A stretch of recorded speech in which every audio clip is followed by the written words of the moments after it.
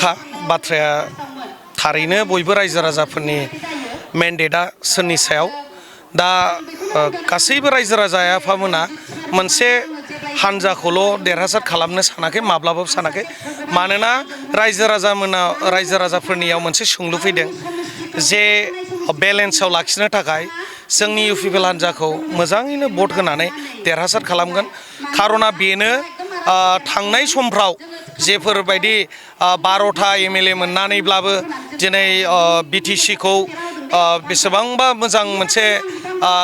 इएमफोर लानानैबाबो सालायनाय समावबो दावराव दावसिया सोमजिदों दा रायजो राजाफोरनि आइ आफामोननि साननाय हनायफ्रा ओरैबायदि सिद्धान्त लाबाय बिसोरो थांखि लादों जे बै समखौ आरो नांला जे गोजोन थासारिया जोंनि गेजेराव खौसेथियै मोनसेयै बिभिन्न जाथि जनगोष्ठीया खौसेथि मोनसे गोजोन थासारि फैदोंमोन थांनाय जे दावराव दावसिया दिनै जानुवारिनिफ्राय बिसोर सरकार दाजेननायनिफ्राय अक्ट'बराव दाजेनदोंमोन जानुवारियाव जे लावथियाव दावराव दावसिया जाजेनदोंमोन बे दावराव दावसि जाजेननायावबो दिनै सोंलुआ फैबाय नै माथो आरो फैबावबाय आरो नै जोंहा कारिगावआव जेबायदि मानसि थैलायनाय मोनसे घटना जाबाय बेफोर आनफर्चुनेटलि अब्लाबो रायजो राजाफोरनि गेजेराव मोनसे कुइसना फैबाय थादों थांनाय जेफोरबायदि समफ्राव बिसोर देरहासार जानानै एमएलए मिनिस्टार दंजोबोमोन अब्लाबो मोनसे दुंहाव थासारिखौ कन्ट्रल खालामनो हायाखै नाथाय बिभिन्न जाथि जनगोष्ठीया मोनसे बजबनानै लादों प्रमद सार दैदेननाय सरकारखौ मानोना इउपिपिएल हानजानि जे लक्ष्य थांखि उद्देश्यफ्रा जाहैबाय खौसेथा आरो मानसि हिसाबै जों जयैनो खुनु बेयाव भेदाभेद गैया जाथि होननाय सोदोब गैया बेयाव गासिबो मानसि हारियै जों ज' थांनानै थागोन जेरै रायजो राजाफ्रा जेखौ मोनथाय दं बेखौ मोननायनि थाखाय राहा लामा होदों बिपिएफनि साथाम साब्रैसो लाइमोन गांखौनि दैदेनगिरिफोरा बिपिएफ सरकार फैनायनि उनाव माखासे गरिब गुन्द्राफोरनि अरुनदय दानना होनाय बायदि बायदि जाथाया जागासिनो बेनि बेलायाव नोंथांनि सायाव मा फोरमायगोन आंथ' बे मिथिं मेल मेलायाव बेखौनो गुवारै फोरमायनानै होखादों जोङो महरगिरि बेलाय मा जानो माखासे बुस्थुखौ बिसोर नुबोनानै जोबोद दुखु मोनदों मानोना मानाव गेदेर डक्टर हेमन्त बिश्व शर्मा सारा खुनु सिमा खायाखै जायहा जेरै डकुमेन्टस दं जायफोरा जेरखम मा होनो बेखौ बुंनो बावलायलाङो जेरै जब कार्ड रेशन कार्ड मोननैया जायनि बेक्तिनाव थागोन बे बेक्तियाबो मोननो हानायनि मोनसे जग्यता होननानै बियो रोखायैनो निउसनि गेजेरजों बुंदों अब्ला रायजो राजाफ्राबो दिनै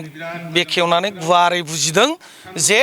अरुनदयखौ थाखानायफोरखौ दानालासिनो बै मोनैफोरखौ होनांगौमोन दा बेथ' कमप्लिटलि मोनसे गोसो गाज्रि साननायजों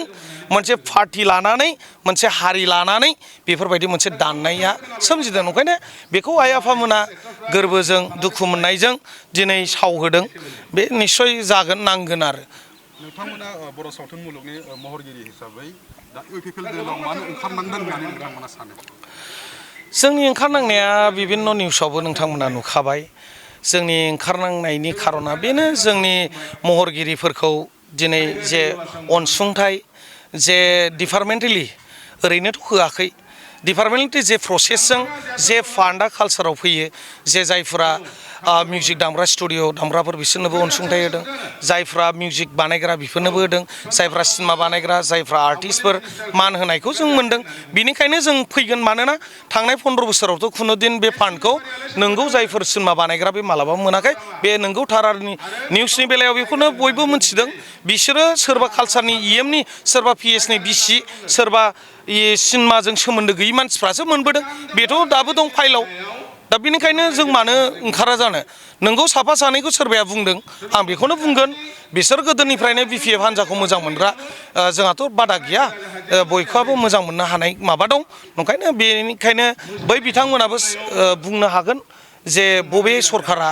बबे समाव जोंनो होखो नोंथाङा बिटिसि ओनसोलाव दाब दाब बियाबाव नोंथाङा बेरायबाय दा इउपिपिएल देरहानो मोनबेसे सिट लानानै देरहागोन आङो जाहाथा बुंनाय नङा अबेबा समस्थिया माबायदि सिग्राब बुजिनो मोनाखै खिन्थु आङो गोजौसिनाव 8टाखौ नुदों 9थाखौ नुदों आं 8थाखौ आरामसे देरहागोन बायदि मोनदां बेबायदिनो बावैसो साननि सिगां बा बावैसो मासनि आवगाय माखासे दैदेनगिरिफ्रा बिपिएफनिया गलाव फैदोंमोन आरो फिन बिपिएफआव थांफिनबाय थानाय बेनि बेलायाव नोंथाङा माबा सोंखारिनो गोसो जायो आङो बे बिथांमोनखौ सोंखारिया बे बिथांमोनखौ आं मोनसेल' बुंगोन जे आसाजों नोंथांमोना थांदोंना आङो मिथिगौ मानाव गेदेर हाग्रामा सारनि माने बेनि राजनितिक सालायनायखौ गोदोनिफ्राय जों उन्दैनिफ्रायनो सेंग्रानिफ्रायनो जों मिथिबोदोंमोन नाथाय दिनै जाय बेक्तिफ्रा थांदों जाय बेक्तिफ्रा माने रायजो राजाफ्रा मिथिगौ मोनसे सोंलु फैखादों नोंथाङा जुदि बे हाग्रामाखौ बै दुखुनि समाव नागारनानै जे जायगायाव सरकार दाहां दानो हागौमोन अब्ला बे समाव नोङो खैफोदनि समाव नागारनाय मानसिया जुदि दा माने सरकार दाखांनायनि उनाव थाङोब्ला नाजावनायाथ' गासिखौबो नाजावगोन बेंगुरि नोंगौ थांब्लाबो नाजावगोन खिन्थु मोनसेल' बुस्थु बे बिथांमोनखौ जों जेबो सोंखारिया नोंथांमोना जे आसार बरसाजों थांदों आंनि बिबेक बिबेसनाया बुङो जिन्दगि नोंसिनि साननाया जे नोंसोरो टिकिट एबा माबा बिबान मोनगोन सानदों बे मोना दिनै बास्तबखौ बुंबाय आं इयुन समाव नोंथांमोना बे बाथ्राया नंगौना नङा मोनथिगोन आरो 5 दाननि गेजेरावनो बिपिएफ लाइमोन गांखौनि माखासे दैदेनगिरिफ्रा लाइमोनफोरनो माखासे 100 क्रर फैसा बाहायदोंमोन दा बेखौ बाहायसेयावबो बाहायनानैबो माने बिथांमोना गावसिनि न'खरनिल' राननाय जादों माखासे लाइमोनफ्रा मोननो हायाखै बे बेलायाव आजिखालिथ' लाइमोनफ्रा जाय शिक्षितफोर बिसोरथ' बिराद स्ट्रं बिसोरनि साननाय हनाय बिसोरनि रोंगौथि दानि ससियेल मिडिया जुगाव माबायदि जानानै फैदों दा माने बै लाइमोनफोरखौ जों बुजायनो थांब्लाबो बिसोरो अलरेडि मिथिखाबाय जे मा बाथ्राखौ बुंदोंमोन मा बाथ्राजों दोरोदलांखो बुस्थुआ दा बेनिखायनो बे दुखुआ दं बिसिनाव ओंखायनो बे फिथाइखौ जे लाइमोनफोर सेंग्रा सिख्लाफोर बिसोरनि जोंख्लाब माख्लाब खौ नुखाबाय निश्चय बिसोरो एबार जबाबखौ होगोन आरो आसा दं जे प्रमद सारा जे मिशन 50 सोर मोजां रोंगौथि गोनांफोरखौसो होदोंमोन जायफ्रा दुखुथिया हावरिया मावरिया जाय बेक्तिफ्रा दिनै मोजां मार्क लानानै मोजां पजिशन लानानै दिनै 90-95% लानाय मानसिफ्रा दिनै APSC फरायनानै IS IPS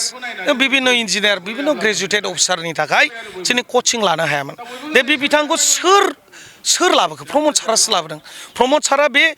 मिशन 50 मोनसे स्किमखौ दिनै बिथांमोना मा खालामनो थेर बेथेर खालामबाय होमब्ला बै हावरिया मावरिया दुखुथियानि मोनसे बिराद मोजां फरायनो जे खाबु एबा सुबिदा मोन्दोंमोन बेखौथ' एकदम फिनिश खालामना होबाय बेनिखायनो आं बुङो बै लाइमोन सेंग्रा सिख्लाफोरखौ नोंथांमोना बिबिसना खालामनो हानाय गोहो दं बे समाव आं नोंथांमोनखौ आर'ज गाबो बे समाव नोंथांमोना जानो हागौ बिपिएफ हान्जाखौ मोजां मोनो नाथाय बिपिएफ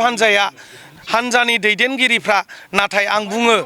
मानाव गेदेर हाग्रामा सार महिलारिखौल' आं बाद होनानै माखासे सेला बेलानि दैदेननाय बिसिनि बिबुंथिफोरखौ नायनानै नोंथांमोना बिजिर बे समाव आं बेखौनो बुंगोन दा बे समाव इउपिपिएल बिपिएफ खालामालासिनो नोंगौ थार जाय बेक्तिया खुनु जातिनि गेजेराव भेदाभाद लाबोआखै डिफारेन्स लाबोआखै जाय प्रमद बर' सारा दिनै गासैबो हावरिया मावरियानिफ्राय लानानै बिभिन्न श्रेणिनि थाखोनि दिनै रायजो जाबोनाय रायजो राजा आफा बिदा फंबायखौ नायनो हानाय दिनै प्रमद सारा बेनिखायनो बे बिथांखौ दिनै नोंथांमोननि बेसेन गोसा भटखौ होनानै